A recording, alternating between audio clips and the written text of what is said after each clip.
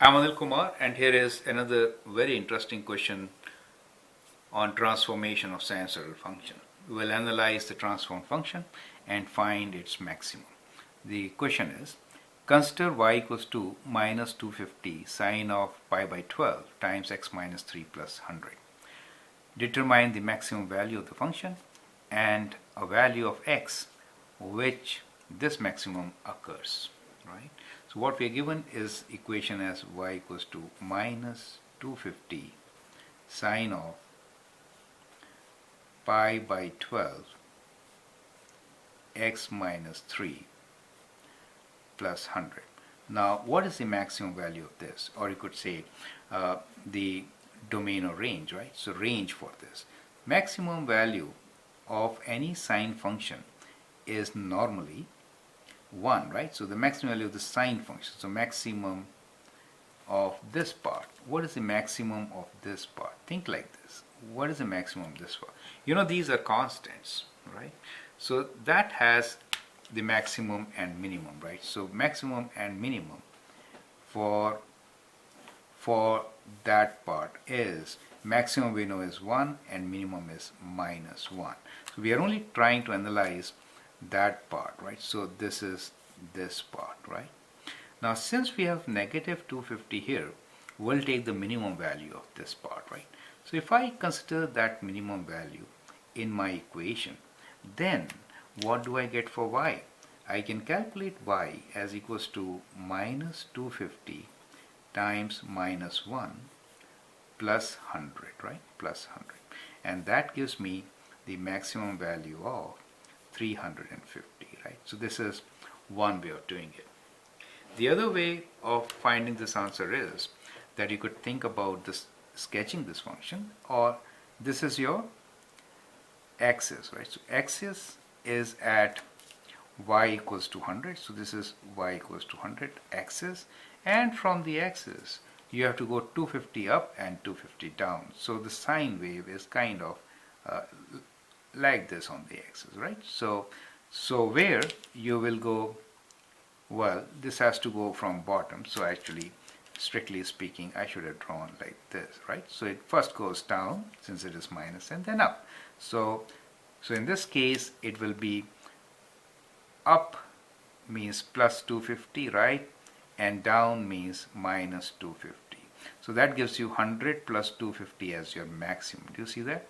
So maximum will be 100 plus 250, right? So that is how you get 350. I hope this part is absolutely clear. You can do either way, right?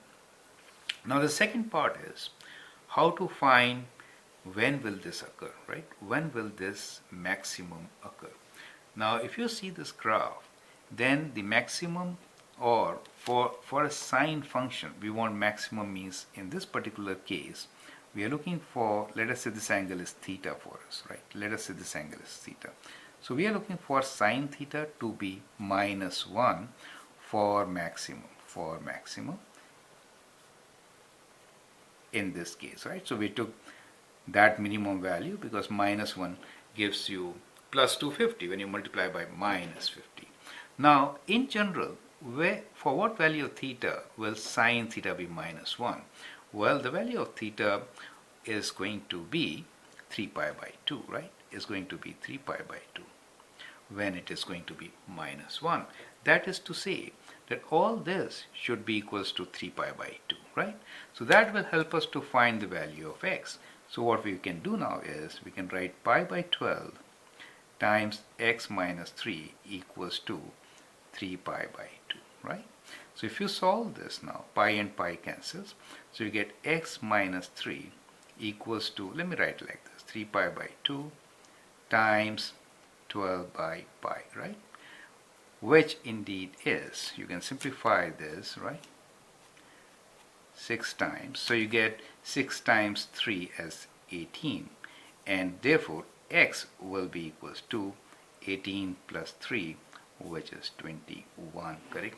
So that is how you get your solution, correct? So x value is 21. So for maximum, you can write down your answer at 21. The value will be 350, right? So that becomes the solution. that becomes the answer for us. So it occurs at 21 and the maximum value will be 350, right? I hope the solution is absolutely clear.